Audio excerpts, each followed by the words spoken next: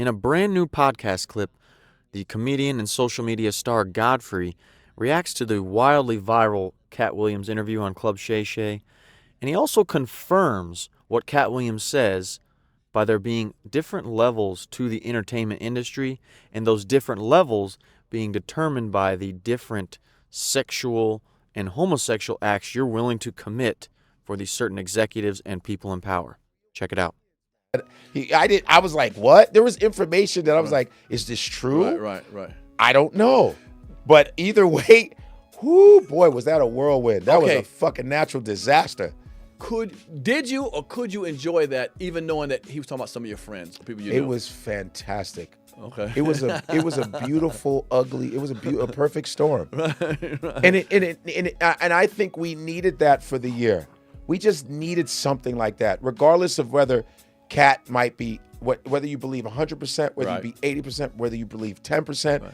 Everybody has a different relationship with all those different comedians. Sure. You know, but other than that, let's say I'm just viewing it. It was wonderful. Right. Because Katt is just an interesting dude, period. Right. He's not perfect. He probably has a lot of shit people got on him. Sure. But Katt is always ready for the smoke, man. Right. What he did to Wanda was fantastic. Not Wanda Sykes. I know, but why is it fantastic? It was Smith. fantastic what he did. But here's the thing. Katt Williams said, I don't want to be on this interview. I don't really want to. This is for Red Grant. But she goes, please come on. She came on, and then she fucked with him. Right. And I was like, ooh, That's boy. True. That's true. And Katt was like, 19 felonies, never been to jail. This is Versace. I know, he told and him. he was, I was and like, he- damn, and my nigga. it was hysterical. Right, And sometimes I go back to watch it. Right. And it was her, and then her husband pulls a gun on her. all that is so and cute. but that's not a real comedian. Right. I'm not knocking the lady, but you're not a real comedian. Right. You can't, if you're going to bring the fucking smoke, Right. you better learn to take that the shit smoke. and breathe it in. Right. You know what I mean? You got to understand, it's like Corey said, you niggas ain't on these comedy streets. Right.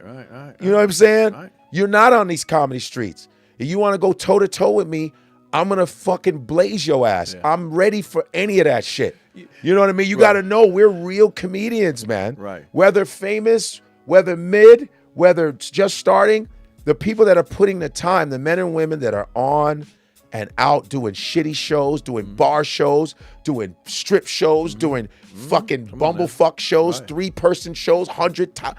Those are the people that know what the fuck they're doing. Of course, he has the juice. Let's be honest. He has the juice. Whatever Hell the juice yeah, is. he has the because juice. it's funny. Here's the funny. He has, and I'm looking at it from more of a social aspect of it. Yes. You know, when people love you, they love you. No doubt. When they love you, they love you. They love you You like can't a turn. motherfucker. I hate to say it, Donald Trump. When his supporters love him, But a you lot of can't people, do. a lot of us love Donald. Oh, okay, but my point I is- have a love for him, a love-hate for him because Okay. he's fucking funny, man. And sometimes he says shit that you're like, that was right on point, though. When he goes, fake news, you're fake news, please leave. You should be ashamed of yourself. You're trying to get a fake story. It's right. He's right. Because a lot of these journalists twist shit and fuck things up and twist the story.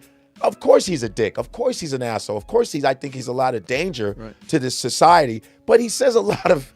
And that's the point I'm making. It's weird. So when you like somebody, as long as they say enough that you like and Yeah. feel truthful, Yeah. you will let the rest go. Because let's be honest, in the Katt Williams, masterpiece, some stuff didn't make sense, but people liked him enough to But say, I don't give a damn. That's what's I like so him. beautiful about it. That's what I'm saying. He says some crazy shit. I've read over 3,000 books. Well, yeah. And I believe he's read a lot. Right. But I've read a lot of books, but geez, 3,000. Right. Maybe some of them had to do with Dr. Seuss. Maybe those counted because those are quick books. Right. Maybe he read Cat in the Hat. Cat in the Hat. Maybe he read Green Eggs and Ham real quick. Green Eggs and Ham, Sam I am. Right. Maybe I don't know. But 3,000 books, I was like, he's maybe embellishing a little bit. Of course. But he does have an high IQ. I heard he has an IQ of 160. He was dropping jewels like, hey, he goes, I have a virgin butthole. Virgin butthole. Right. I said, because people will ask, guys like yourself who've been funny than a motherfucker for the longest time, he's dropping jewels. And they say, how come you haven't, man, you should be over here. Godfrey, man, you so down.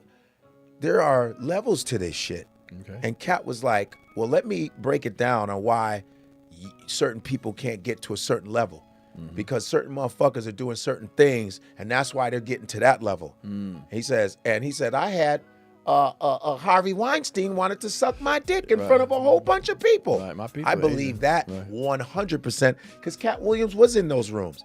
Katt Williams is a celebrity, underground style. Sure. He can come into a town and sell out without having to fucking advertise. Right. I got to now. tell people, Right. I'm gonna be at Uncle Funny's. I'm gonna be at the Chuckle Come on Hut. now. Right, Please, right. please, 100-seat room. Right. I gotta fucking advertise. Right. But he was in those rooms, you know what I mean? So he knows what he's talking about, you know? And my story of Katt Williams, I've met him twice. I was at the Flavor Flav roast when he hosted. I was in the audience, I saw it.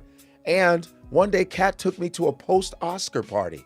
I don't even know if Katt remember. He took me, he goes, do you wanna go to a party? I was like, yeah.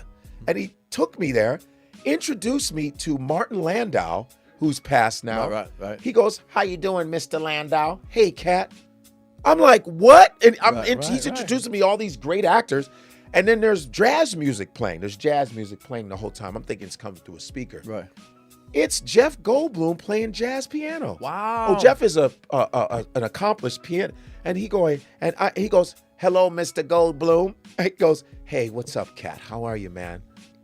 This is I love it. my experience with Katt Williams. It was unbelievable. And then I never seen him again. Right. Katt took me to a post-Oscar party, introduced me to the legendary actors, and I never saw him again. Katt is sort of like this mythical creature. No, he's like a myth. Man, come like on, he's dude. literally like a myth. He exists. Right. But you don't always see him.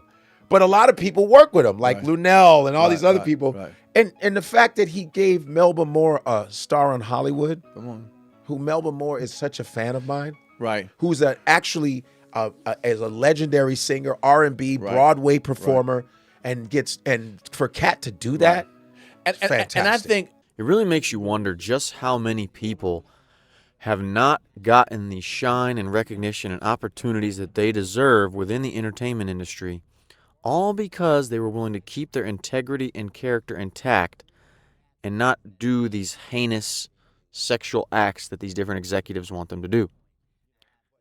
Even for Godfrey himself, who's popular on social media and has his own acts in different times, he gets to do comedy specials and stand-ups. Even he talks about how he's limited by certain things he's not willing to do.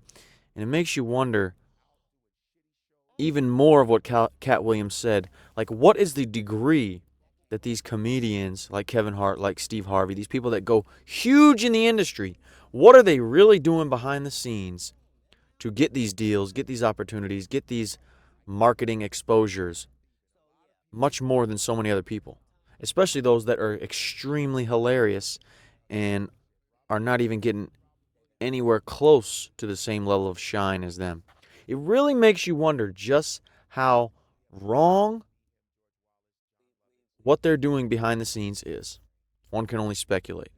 If you guys have any idea, feel free to comment it down below what you think is really going on with these different levels of the entertainment industry. If you want to see more videos like this, consider subscribing. Thanks for watching.